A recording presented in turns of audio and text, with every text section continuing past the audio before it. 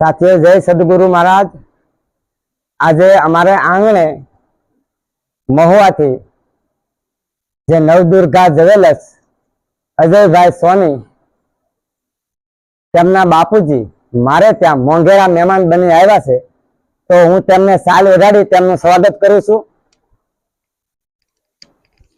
जय गुरु महाराज। આજે મારા નાથ પ્રભુ તમારે અમને સત્સંગ આપવાનો છે સંતો વિશે, તે હકીકત આપણા સંતો મહાપુરુષો શું કહેતા ગયા છે એ વિશે આજે અમારા ઘરના બધાને સંભળાવો।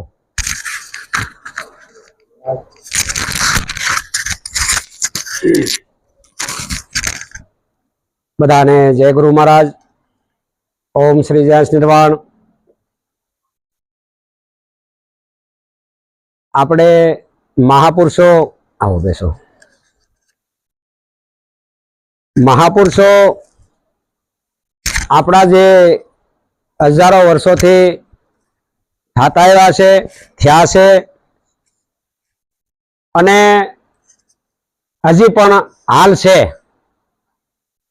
आ विश्व में, एमा खास भारत में जे आपड़ा महापुरुषो जेवा के एने आपणे भगवान करीने पण संबोधीए छीए। जवो आपड़ा में जगतगुरु शंकराचार्य तरीके घणा पण प्रसिद्ध थई गया। जूना वखत में जाई तो व्यास, वशिष्ठ, वाल्मीकि वगैरह वगैरह आवा हजारों संतो पहले थी हाल्या आवे छे, थाता आव्या छे, थाय छे ने अत्यारे पण छे, पण अत्यारे आपणे ओळखवानी शक्ति आपणामां नथी। केम के पहला अहींया जे आजे आपणे बुद्धिसागर एटले बाबूभाई भालिया पण एक नाम छे एनुं, अने गुरुए आपेलुं बुद्धिसागर नाम, एने घरे आपणे बेठक छीए ने आ समजणनी वात छे। आवा कपड़ामां संतो ओळखाता नथी। एवी रीते घणा बधा संतो छे, पण आपणे तो रूप रंग जोईए छीए के बा आ तो आपणी जेवुं खाई पीवे छे, आने छोकरा छे, आ तो आपणी जेम हाले छे, खाले छे, आवुं बधुं आपणे ते भ्रांति थाय एटले आपणे थाय के आ माणस तो लोकल छे, आमां क्यां कांई साधु जेवुं कांई देखाय छे। पेला एवुं ज हतुं। अने ई संतो वेगा नरसिंह मेहताए क्यां कोई दी वाघा बदलाव्या हता। रोहिदास एने पण बायु छोकरा वाळा संसार में थई गया, नरसिंह मेहता संसार में थई गया। आवा तो हजारों संतो आपड़ा थई गया छे। दासी जीवन जवो, अरे आपणे निरात बापू जवो, आ निरात संप्रदाय क्यांथी ऊभुं छुं ने कई रीते आखी सनातन धर्म तो मैं कीधुं एम आपणे नहोता तेदी आ शरीर नहीं होय तेदी छे, अने अत्यारे छे ने पछी विया जाहुं तोय रहेवानो छे। तो निरात बापू बे पत्नी अने एने पण दीकरा दीकरीओ संसार में रहीने खेती काम करीने पण एवो महापुरुष के डाला माथो सिंह केसरी एनी हामू न हलाय एवो ज्ञानी विज्ञानी। तो आवा महापुरुषे हता त्यारे एने कोई समजी क्यों नथी। व्या जाय पछी अत्यारे आपणे आखी फौज बनावी, आखी भारत में नहीं विश्व में, हेमा तो के भाई अमे निरात संप्रदाय निरात बापू, निरात संप्रदाय निरात बापूना नाम माथेथी निरात संप्रदाय आवी छे। अने निरात बापू पण आपणी जेम संसारी हता। एवुं नथी के आ भगवा टीला टपक के देखाव करवाथी। तो आवा महापुरुषो खूब ख्या छे, थावाना छे, हालमां छे। अहीं अमारे बाबूभाई बुद्धिसागर, नाथा भाई, तेमना भाई नाना, पछी भाई नु नाम नाजाराम। तो आज घर घर परिवार बैठा छे एटले आ खाली बात अमारे मुख्य मुद्दा नहीं करवी जोईए के आवा संतो पहलेथी छे, हालमां छे अने रहेवाना छे। तो महापुरुषो आपणे जे कहे छे हूँ ए वात जो आपणे समजाय तो आपणा माटे बधी वात बराबर छे। जो नहीं समजाय तो आ अर्थनो अनर्थ थई गयो। त्यारे हवे राम ने आपणे याद करिए, राम महापुरुष था, एमां बे मत नथी। महापुरुष केम के एना गुरु वशिष्ठ महाराज था, ज्ञानी ब्रह्म ऋषि, आत्मज्ञानी था। बधुं एनी पासे जे शिष्य इच्छा होय के सामान्य न होय। राम ने पण आत्मज्ञान थयुं, અને એને રાજ મારીને એને છોકરા સિંહ લઈને આમાં, અને ભગવાન આપણે એને કહીએ છીએ. અને મોટો માણસ હોય એને ભગવાન જ કહેવાય. મોટા માણસને ભગવાન એટલે જો ભગવાન ને પરમાત્મામાં ઈશ્વરમાં ફેર છે, ત્રણ છે, ત્રિપુટી છે. એ ન સમજાય ને તો આપણે બધા વાદાકોત થઈ જાય કે ભાઈ તમે એને ભગવાન કેમ કહો છો? એક કે એને ઈ ભગવાન છે. ભગવાન એટલે ભગવાન, ઈશ્વર અને એક નિરાકાર બ્રહ્મ, આ ત્રણ વ્યાખ્યા છે. હવે જે મહાપુરુષ થઈ ગયા એને ભગવાન કહેવામાં આવે. એકબીજાનું જે અહીંયા સેવા સમાજ જે કાંઈ સેવા કરીને જાય, બીજાને ઉપકાર કરીને જાય, બીજાને ઉપદેશ દઈને જાય અને પોતે જ્ઞાની હોય, એ બધાને ભગવાન કહેવાય. એટલે વ્યાસ મુનિ થઈ ગયા એને ભગવાન કીધા. વાલ્મીક ને પણ ભગવાન જ કહેવાય. તો બધા સંતનો શિર કહેવાય, માથાનો મુંગટ. નહીતર વાલ્મીક ઋષિ ક્યાં કોઈ જાતિ જન્મથી નથી. વાલ્મીક એ તો ઋષિ તો એક આદિવાસી અથવા શુદ્રમાં શરીર એનું જન્મેલું, શિકાર ખૂબ મારી તોડીને બધું ચોરી કરતા. એમાં નારાદ એક વખત એને જયારે મળ્યા કે ભાઈ કોના માટે તું આ કરશો બધું? તો કે મારા બાયુ છોકરા માટે. તો તારા બાયુ છોકરા માટે કરશો, પણ આ પાપ કરશો એના ભાગીદાર તો કઈ બધાય? એ કે ઘરે પૂછ્યા પેલા, જો બધાય હોય તો ભાગીદાર કરજે કામ. તો નારાજજી આ વાલિયો લૂંટારો, ત્યારે નામ એનો વાલિયો લૂંટારો, લૂંટ ફાટ્યો. ઈ એમ કહે છે કે બાબા તું ભાગી જાશ તો? એ કે નહીં ભાગું. તો એક વડવાઈ ની આરે જંગલમાં એને બાંધી અને વાલિયો લૂંટારો ઘરે આવે છે. ઘરે આવીને એના પત્નીને પૂછે કે હે દેવી, આ હું જે કાયમ મારી તોડીને જીવ હિંસા કરીને લાવું છું ને આપણે બધા એનાથી ભોગ ભોગવીએ છીએ, ઘર હાલે છે, પણ એમાં જે પાપ થાય એના ભાગીદાર તમે ને હું બે ભેગા.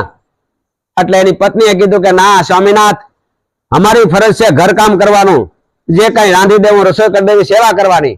બાકી તમે જે કઈ હું કરીને લાવો છો હું કરીને નહીં, એમાં પાપના ભાગીદાર અમે નહીં. એ કે નહીં દેવી? તો કે નહીં, પાપના ભાગીદાર તો પોતે પોતે જ. આમાં દીકરો ન હાલે, બાપને દીકરો ન હાલે, દીકરો બાપને ટેકો ન આપે, દીકરો બાપને બાપ દીકરાને ન આપે. કે પત્ની છે એનું કરી ખાય છે ને પતિ છે એનું કરી ખાય છે, અહીંયા સ્વતંત્ર છે. હવે એના છોકરાને પૂછે છે કે બેટા દીકરાઓ, તમે આ હું જે તમારા માટેથી ને આ છોકરા મોટા, આપણે બધાની દિશા અત્યારે એવી છે ને છોકરા હાટું કોને હાટું કરો છો? હાસું ખોટું ભાઈ ખબર છે કે આ સત્ય છે, છતાં આપણે હાસું બોલી શકતા નથી. કેમ? તો કે છોકરા રખડી જાય, વ્યવહાર વિયો જાય, ઘરમાં સંપત્તિ ઓછી થઈ જાય, એટલે આપણે બહુ બોલતા નથી. છોકરા કહે છે કે બાપુજી તમે જે લાવો તો એમાં પાપમાં અમે ભાગીદાર નહીં. ઘરમાં બા બાપુજીને પૂછ્યું કે બા બાપુજી તમે? તો કે અમે એમાં પાપમાં ભાગીદાર નહીં. એટલે વાલભાઈ નક્કી કર્યું કે ઓહો, તો આ હું એકલો કરીને જે કઈ જિંદગીમાં લાવું અને પછી તો મારે કેટલાય જન્મ પાછા પાડા ને બળદ ને બકરા ને ઘેટા ને ઊંટ ને ઝાડવા થવા જાવું, એની કરતા એક જન્મ હવે સમજતા કોઈ મારા પાપમાં ભાગીદાર નથી. એટલે ઘરેથી નીકળી જાય છે અને નારાજજીના ગુરુ પગમાં પડે છે કે તમે કોણ છો? તો કે ભાઈ હું ઓળખતો નતો, આ તો બાબાની એમાં. તો નામ નારાજજી હતું સંતનું, એટલે કીધું કે હું નારાજજી છું, બોલ. તો કે ઘરે તો બધા ના પાડે, તો હવે મારે આમાંથી બસવું હોય તો શું કરવું? એટલે નારાજજી ત્યાં એને ગુરુ ઉપદેશ આપે છે. જો આ શિકારી હલકી જાતિમાં એનું શરીર, અને ત્યાંથી એને ઉપદેશ લાગ્યો ને પછી એને જે સમજણ આવી, અહમ બ્રહ્માસ્મિ, ખબર પડી કે ભાઈ પોતે પોતામાં ભગવાન પરમાત્મા ઈ છે. જગતમાં જે જ્યાં આપણે આવલા મારીએ ને કે માતાજીને આમ કરી દઈએ, માતાજીને આમ કરો, આ નિવેદ કરો ને આમ કરો, ને માતાજી રિહાઈ જાય. એને ખબર પડી ગઈ માતાજી મારા શરીરમાં જે આત્મા છે એનું નામ જ માતાજી છે, એનું નામ જ કૃષ્ણ છે, એનું નામ રામ છે, એ જ બ્રહ્મ છે, એ જ એક જ વસ્તુ છે. પણ એ આપણે પાછા સમજી નામ ગુણમાં આવે એવું નથી. આ તો એક આપણે ભાવ જાગે, આપણો ભાવ ટકી રહે એટલા માટે એના નામ આપ્યા છે આત્મા રામ. આપણે બહારના રામ ની વાત કરીએ એમ નહીં, એ તો એક એ મહાપુરુષ હતા, એમાં આપણો કોઈ વાંધો નથી. મહાપુરુષ હતા, રાજ હારું કર્યું, મા બાપ ને એના જે મર્યાદા મારીને, એટલે મર્યાદા પુરુષોત્તમ કીધા. મર્યાદા પુરુષોત્તમ તરીકે બહુ સારું કામ કરી ગયા, એટલે એને ભગવાન કીધા છે, બરાબર. પણ એક મહાપુરુષ આદરણીય પુરુષ એ હતા. હવે અહીંયા વાલ્મીક ઋષિએ જયારે ભજન કર્યું તો એની જન્મે આટલા બધા પાપ તો મેન તમે કર્યા નથી, તો આપણે બીએ કે ભાઈ તે શું થઈ જાય, કેમ થાય. તો એની જન્મે એના આત્માનું જ્ઞાન થયું, અને પછી રામના છોકરા ત્યાં મોટા થયા. જુઓ, અહીંયા આપણે હજી આ હૂતક લાગે ને આભડછટ લાગે ને નાનું મોટું ને હજી આપણે જો ઊંચી નીચી જાતિમાંથી ઊંચા નથી આવતા. આ અંધશ્રદ્ધા છે. આ અંધશ્રદ્ધા જ્યાં સુધી મારામાં ને તમારામાંથી નહીં જાય ત્યાં સુધી આપણા ઘરમાં ક્યારેય શાંતિ નહીં આવે. જેના જેના ઘરમાં જેટલી જેટલી અંધશ્રદ્ધા હશે એટલી જ ઘરમાં અશાંતિ છે. એટલે પેલી તો સમજણ કે ભાઈ શુદ્ધ જાતિ ને ઊંચી જાતિ નીચી જાતિ ને એ કોઈ જન્મથી કોઈ માણસ ઊંચો નીચો હોતો નથી. જન્મથી કોઈ નથી. આ રામાયણ બતાવે, ભાગવત બતાવે, ચારે વેદ બતાવે ને ગીતા બતાવે, પણ આ આપણને સમજાણું નહીં એટલે આપણે ઊંચી જાતિ.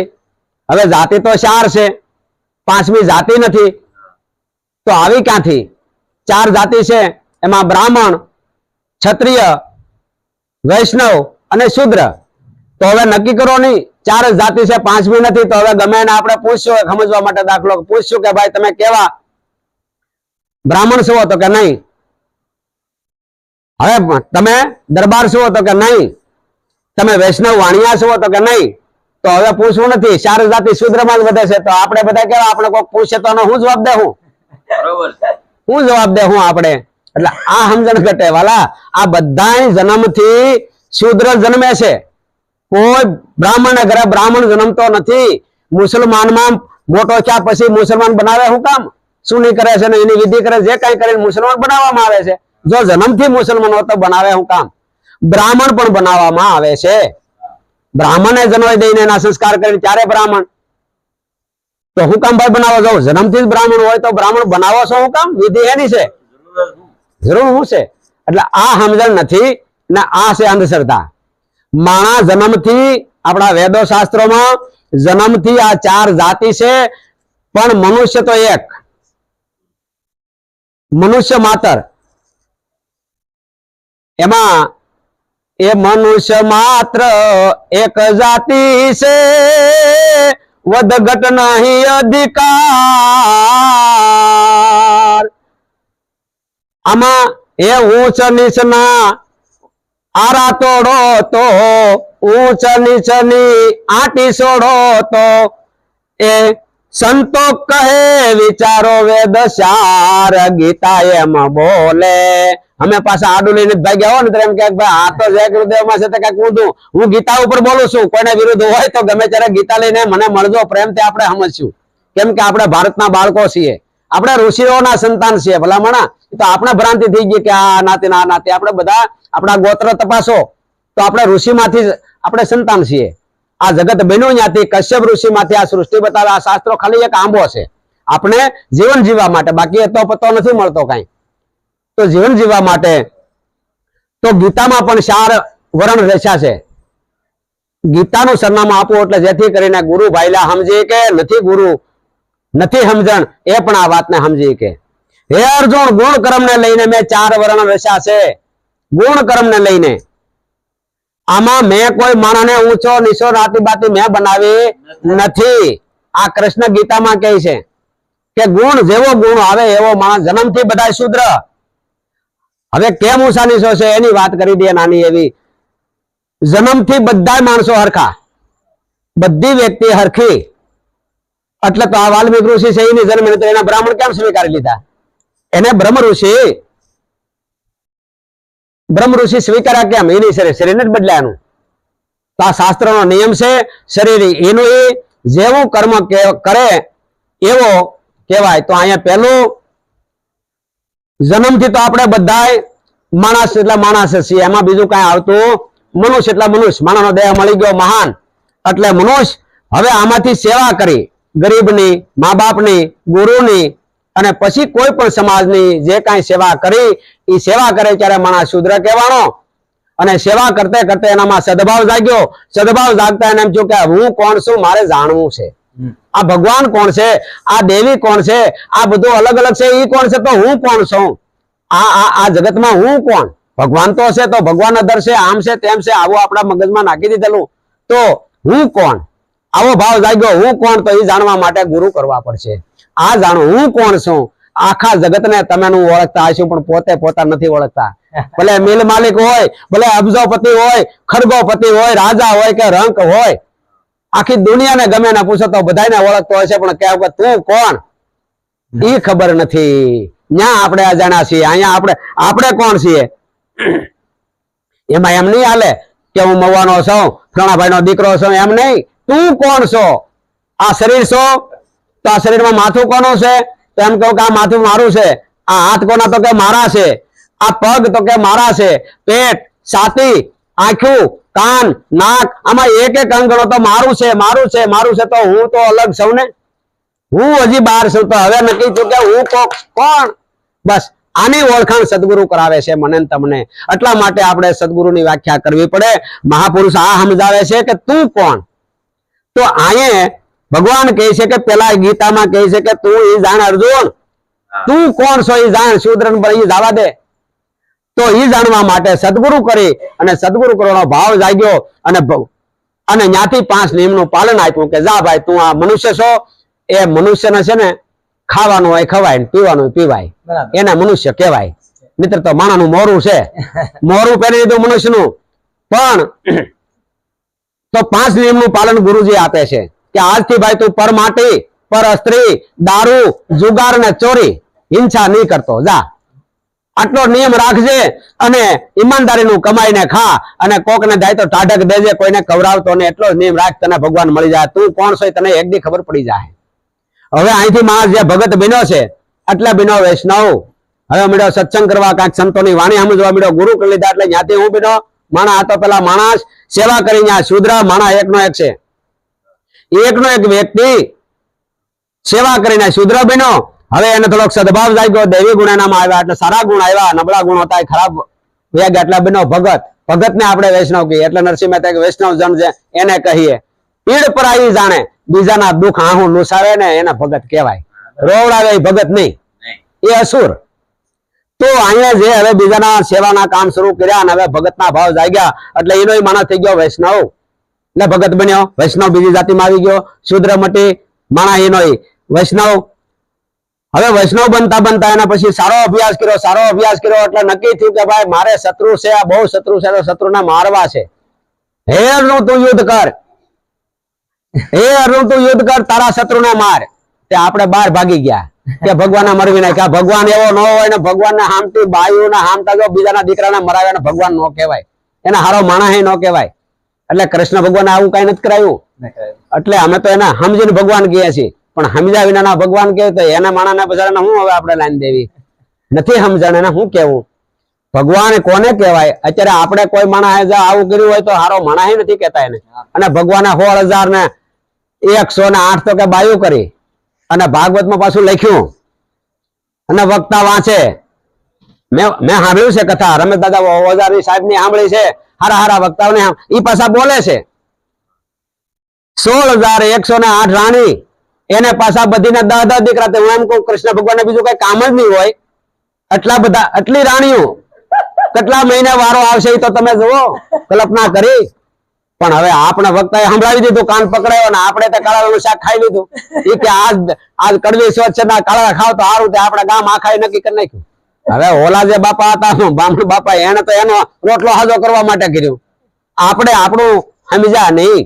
એટલે એવું કઈ નહોતું. કૃષ્ણને એક જ પત્ની હતા, રૂક્ષમણી, બીજી બાઈ નહોતી. એ બધી જે વસ્તુ હતી અમુક ઘણી ખરી વસ્તુ બેહાડી મારેલી છે, લૌકિક કરી નાખેલી છે. એટલે કૃષ્ણને આપણે સમજતા નથી, એટલે આ ઊંધેરે વડે ચડી ગયા છીએ. તો કૃષ્ણ તો સોખું આમ પ્યોર કહે છે આ નિયમ સેમમાં, એક જ પત્ની રાખો. એના હામટી પત્ની નથી, એ પ્રકૃતિ છે બધી, એ પ્રકૃતિ છે. જેને જીતી લીધી તો તમે કૃષ્ણ. તમે તમારા શરીરમાં તમારી પ્રકૃતિ માથે તમારી ઇન્દ્રિયો તમે જીતી જાય, તમે કૃષ્ણ. અને એમાં મોટા મોટો કબીર સાહેબ નો દાખલો છે. કબીર કબીર ક્યાં કરો, ખોજો આપ શરીર, 5 ઇન્દ્રિયને વશ કરો તો આપ બી કબીર. એ તમે જ કૃષ્ણ, તમે રામ, તમે જ કબીર. કબીર સાહેબ થી તો ઊંચું કોઈ નથી. તો રામ બનવું એમાં હું? 5 ઇન્દ્રિય, આંખ, કાન, નાક, જીભ, ચામડી, આ પરાઈ વસ્તુમાં ન જાવી જોઈએ, બીજાના હિતમાં જ જાવી જોઈએ. બાકી એમાં કોઈનું કાંઈ ખરાબ ન થાય ને પરાયો ન જાય. તો આને કહેવાય ભગત. આ નિયમ છે રાખ્યા, ત્યાંથી ભગત થયા. હવે આપણે શત્રુને મારવાના છે તો કૃષ્ણ કહે છે કે અર્જુન તું તારા શત્રુને માર. શત્રુને માર ને તું છે ને, તું ક્ષત્રિય શ્રેણીનો સાધક છો. કેવો? જો અહીંયા શબ્દ વાપર્યો, ક્ષત્રિય શ્રેણીનો સાધક છો. તું ક્ષત્રિય છો એટલે પેલા જાણે સેવા કરીને શુદ્ર બન્યો, દેવી ગુણ આવ્યા, પછી આ બધા સંતોના વિચારો એમ પોતામાં ગ્રહણ કરી લીધા, પછી એને જે આ મોક્ષ મુક્તિ લેવી તો એના માટે સાધન શું છે એ સાધન જાણી લીધા મહાપુરુષો પાસેથી કે મોક્ષ મુક્તિ પોતાના દર્શન કરવા હોય, આત્મા જ્ઞાન કરવું હોય તો એના માટેના સાધન છે. હરેક સંતોએ લખ્યા છે એના સાહિત્યમાં. પછી રવિરામ હોય, ત્રિકમ હોય, મોરાર હોય, ભાણ હોય કે નરસિંહ મહેતા હોય કે મીરાબાઈ હોય, આ બધા સંતોએ લખીને મુકતા ગયા. આપણા વેદોમાં ઈ છે, શાસ્ત્રોમાં સંતમાં ઈ છે. હું છે સુખારામાં કીધું તો માયા કોઈના માપમાં નો આવે, માયા એવી કે મોટા મોટા મુનિવરો ધ્યાન કરવા દે, ધ્યાન નો થવા દે, આવી સંતો પુરુષોને પછાડેલા. તો આ માયા કોઈના માપમાં નો આવે તો કરવું હું? તો સુખારામે છેલ્લા ભજન છેલ્લી કડીમાં કીધું 8 સાધન ને બરાબર જાણે. સુખારામનું એક ભજન છે સંતના. 8 સાધન ને બરાબર જાણે, વર્તી કરે ઉપરામ, દોષ વરને મધ્યમાં રાખી જો કોઈ ધરે ધ્યાન, તો આ મન છે ને ખીલે થઈ જાય. આ મન ખીલે, બાકી મન ખીલે નહીં થાય. ને મન જ્યાં સુધી આપણું ભટકતું છે ત્યાં સુધી કોઈ ભગવાન કે ગુરુ કે કોઈ વ્યક્તિ આપણને શાંતિ આપશે નહીં. આપણું મન જ ઠેકડા મારે તો આ સાધન મળી ગયા. એમાં 8 સાધનમાં છે પેલું વિવેક, બીજો વૈરાગ, ત્રીજું સત્સંપત્તિ, મુમુક્ષતા, ચોથું સાધન. અને 4 સાધન જેનામાં હોય ને ત્યારે માણસ માણસ કહેવાય છે. આ 4 સાધન પેલા હોય ત્યારે તો આપણે મનુષ્ય બની શકીએ છીએ. એ સાધન નથી તો હું વિવેક એટલે તો પેલા 8 સાધન કહી દઉં. વિવેક, વૈરાગ, સત્સંપત્તિ, મુમુક્ષતા, પછી શ્રવણ, મનન, નિધ્યાસન, તત્વપદનું શોધન. આ છેલ્લું સાધન છે, તત્વપદનું શોધન. હવે 8 સાધન છે, એમાં પહેલું છે વિવેક. એક વિવેકની નાની વાત કરું. વિવેક એટલે આપણે હું કોણ છું એની આમાં વાત આવે છે. બ્રહ્મ કોણ છે, ગુરુ કોણ છે ને હું કોણ છું. તો વિવેકનું નામ છે, એનો દાખલો છે કે આપણે એક થાળીમાં દૂધ અને પાણી ભેગું કરીને મૂકી ગયો, પછી કહેવત છે કે હંસની સાસ એમાં બોળે ને, હંસને એ આપો, હંસ એમાં સાસ બોળે, એની સાસમાં એવી કરામત છે કે દૂધ ફાટી જાય. એમાં સાસ બોળે એટલે દૂધ ફાટી જાય છે, એટલે દૂધ ફોદા પી જાય છે અને પાણી પીડ્યું રહેવા દે છે. હંસમાં એની સાસમાં આવી કરામત છે. તો એ દૂધ પી જાય છે અને પાણી પીડ્યું રહે. એવી રીતે આપણે આપણી અંદર તપાસ કરવાની છે. આમાં સત શું છે, અસત શું છે. સત્ય એક જ વસ્તુ છે, એને જ આપણે બ્રહ્મ કયો, એને ગુરુ કયો, એને નિજ કયો, એને જે કાંઈ કહીએ છીએ એ તત્વ જે છે એને જાણવાની વાત છે. અને પછી અસત્ય છે એને છોડી દેવાની મનથી, આમ નહીં ઘરે મૂકીને.